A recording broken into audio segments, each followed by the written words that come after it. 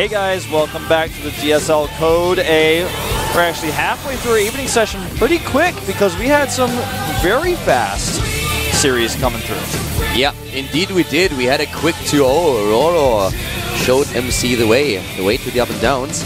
Yeah, that he did, and that was a very fast 2-0. MC falling to a speedling all-in, and then failing with his attack and dying to counter pressure in game number 2. So he will, of course, move on, Roro that is, to face Fancy. One of those two Kessel players will be taking a Code S spot. Yeah, and now we are going to witness a Protoss versus Protoss. But yeah, I think it's going to be a Zerg or it's going to be a Terran that will join us in Code S. But the next game, the next best of 3, as mentioned, a mirror match. Yes, first versus Hero. Hero coming off so many wins in foreign events, 2 to be exact. That's pretty huge. 2 majors. Yeah, 2 majors. DreamHack Winter and of course also the NASL that he was just able to win last weekend. Consider that may have tired him out a lot though. That also means that First has a lot of games to study of Hero in Protoss versus Protoss. Any Protoss versus Protoss he's played aired. First can study that, man. He's been knowing for a long time that Hero is his next opponent, so I think that this gives First a slight edge even. Yeah, I completely agree with you here because First was in Korea. He could practice, could watch all these games and could study Hero. And Hero, on the other hand, he focused a lot on these finals, of course. And well, now he just came back. I actually don't know when he came back, but I assume that it must have been like yesterday. Yeah, really recently for sure. He didn't have too much time to practice. He might even still be a little bit jet-lagged here. And I actually didn't even see him in the studio. I'm going to see him for the first time now on camera. I didn't see him in the makeup room or in the backstage area at all. Yeah, that's the same. Same for me. Yeah, I couldn't even ask him if he feels in good shape or if he's relaxed and prepared. But this might be for him a really tough game, at least a little bit tougher than for First, for the reasons mentioned. Oh, you know, Hero is really good at Protoss. He has a lot of experience, a lot more than First does. In fact, First is a player who he's been around for a long time, but he hasn't been in the booth as many times as Hero. Look at the wins and losses for these two players. In total, 3 and 4 for First, not even having a positive record at 7 total games. Hero, on the other hand, over 50. And now let's have a quick look at the two of them. Hero to the right. He doesn't look properly styled today. Yeah, I'm not so sure what's going on with him, but he may need to dye his hair again.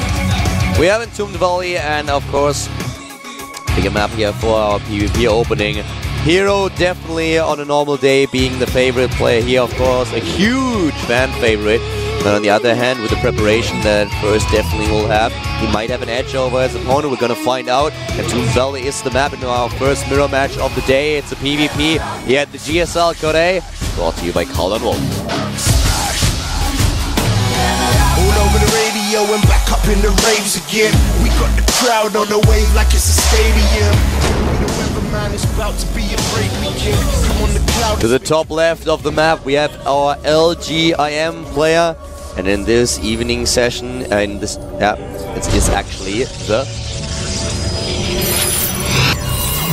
LGIM person. Killed my own joke. I don't even. Yeah. Don't even think about it. Okay. It's not worth thinking about it. All right. Okay. I take your word. No, you didn't miss anything. Okay. At the bottom left, we have Team Liquid player. Starting in blue, he's an NASL champion, DreamHack Winter champion. He is Liquid Hero. Looking a little bit tired. Well, I don't blame him. The guy was at the NSL finals. He won. NSL showed him what you have to do with a champagne bottle. And I guess that he partied a little bit. He had every reason to. And now he's back in Korea. Must be a little bit tired. Must be a little bit jet-lagged. And he has to play his GSL Code A match. So let's see what he can do against his LGM opponent here. Yep. First going for the standard gas pool versus Hero is taking 2 at once. I'm going to put 2 in each gas. This map is pretty ground unit oriented for well, what I'm trying to say is this map is one where you'll see robotics-based play. I don't know why I said ground unit, because on this map, Phoenixes are actually quite popular as well, but Blink Stalkers are not very good on this map. It's hard to really use them to backstab at the base. The base is very small. In general, there's not a lot of entry or exit points.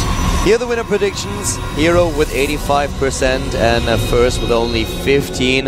Keep in mind that if you want to participate in the winner predictions, go to GOMTV.net. And, well, I feel that those winner predictions just...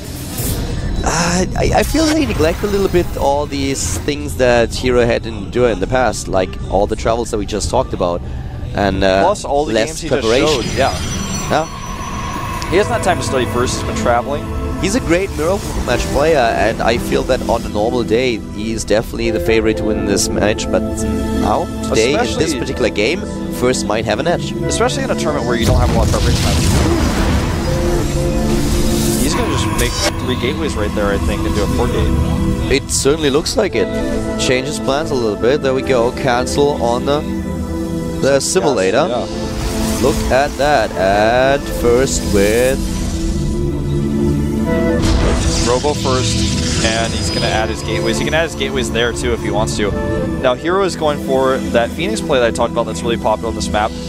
If the Phoenix scouts the Warp Prism and he can shut that down, that would be excellent for Hero, but I just don't think it's going to happen. In fact, I think build order-wise, First is definitely in the better situation right now. He should be. He definitely should be. If he gets in, then things are going to get really nasty for Liquid Hero, who doesn't have a lot of scouting information here.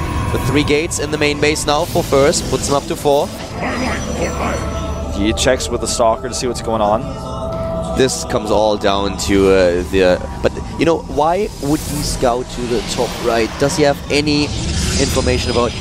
That's the thing. Hero does not know anything. He doesn't know where First starts. So if Hero actually assumes, well, he might start to the right and sends a Phoenix over there. Yeah, that's going to really be what this comes down to.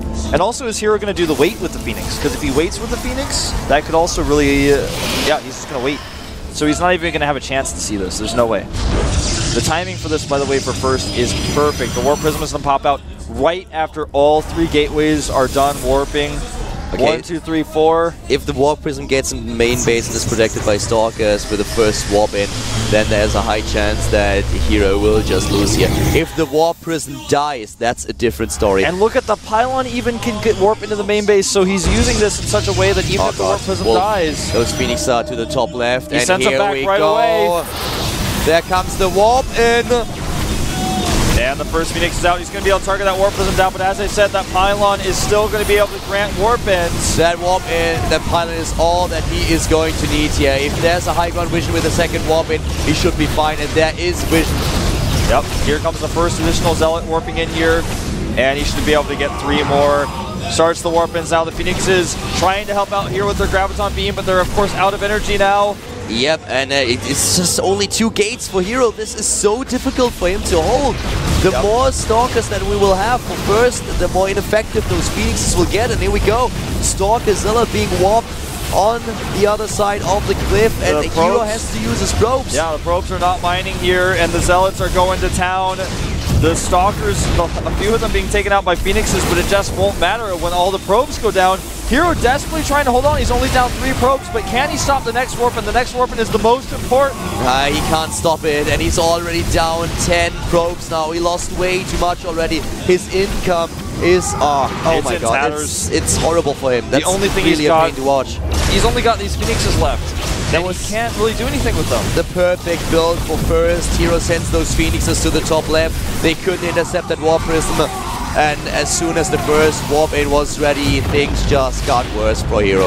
Yeah, a little bit of bad luck for Hero, but he also was blind. GG. You don't scout, you don't find it, you're just going to lose when you play against a build like that. And what is it about today, man? In our evening session, we are having fast, aggressive games out of these players. Yeah, we definitely do. First, with his early victory, very fast in the game, and here's Hero. And he had problems in the past with his nerfs. He felt the pressure, and now he's down a game, and this must just add to the momentum that is going for First now. Hero is definitely under a lot of pressure here. We mentioned the traveling ordeals that he had to go through in the recent past, that he did not have as much time to prepare for this match in particular as his opponent, and you could really see that First was well prepared here. And we are gonna find out what First's plan for map number 2 is. Standard map, Daybreak. Yeah. This is a map that it's going to be much harder to do a strategy like what we just saw on, because it's a map where it's easier to scout something like what we just saw. And, you know, Hero went for a predictable build on that map. He went for Phoenixes, and if you don't find the Warp Prism and you go Phoenixes, you just die like 100% to that build. There's not much he could have done. He didn't really make any mistakes. He just got a little bit unlucky with the scouting. Yeah. And, I mean, it's not like, I could say all day that, yeah, he didn't scout at all, but even if he did scout, would he have scouted that location? Probably not. By the way, we got a tweet from Devin, and I just want to say a quick thanks because he pointed out to us that Hero and Tasia apparently just got back from California 3 or 4 hours ago. So they basically just got off a plane, got on the train, or took a taxi or bus here. That seems to be the case. If that information is true, that seems to be the case here. So they must have gone straight to the studio from the airport. Yeah, they arrived actually 3 hours ago. That's good information to know. Looking at the tweet from Hero himself. Here we go, though. Going into game number 2. Can Hero bring it back, or is he going to get 2-0'd by the LGIM Protoss? And talking about this LGIM Protoss,